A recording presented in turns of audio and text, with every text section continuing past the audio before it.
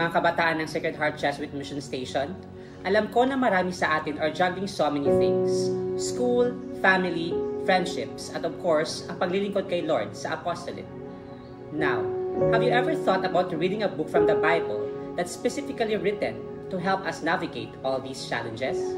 Today, I'm here to share with you ABC, 3 reasons why every youth should read the Book of Sirach, or some call it Ecclesiasticus. First, A is for applicable wisdom. Sirach is full of practical advice, literal na mga tips sa buhay. It covers everything from how to choose friends, handle money, and live with integrity. Kasi Sirach is part of what we call the wisdom books in the Bible. So if you're asking yourself, paano ba maging mabuting kaibigan? Or paano ba mag-grow sa faith while balancing studies? Sirach has some pretty solid answers.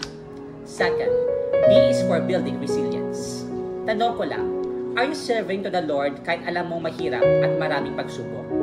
Sirach chapter 2 verse 1 says, "My child, when you come to serve the Lord, prepare yourself for trials." Grabe, diba?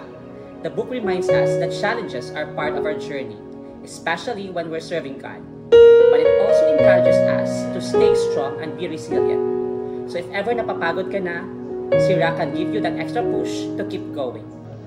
Finally, C is for connection to our faith and to wisdom that's been passed down for generations. Alam niyo ba na Sirach was originally written in Hebrew over 2,000 years ago? By reading it, we're connecting to that ancient wisdom tradition, learning lessons that have guided people for centuries. Sirach can help us understand our faith better and see how our own lives connect to something much bigger. It's like getting advice from a wise mentor, one that's grounded in love for God and community. So ayan, A, B, C. Applicable wisdom, building resilience, and connection.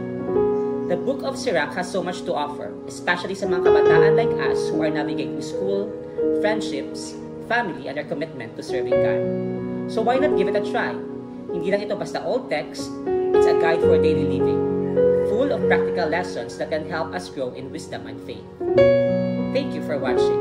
I hope you'll be inspired to pick the book of Sirach and discover its wisdom for yourself. God bless, and see you at the Mission Station.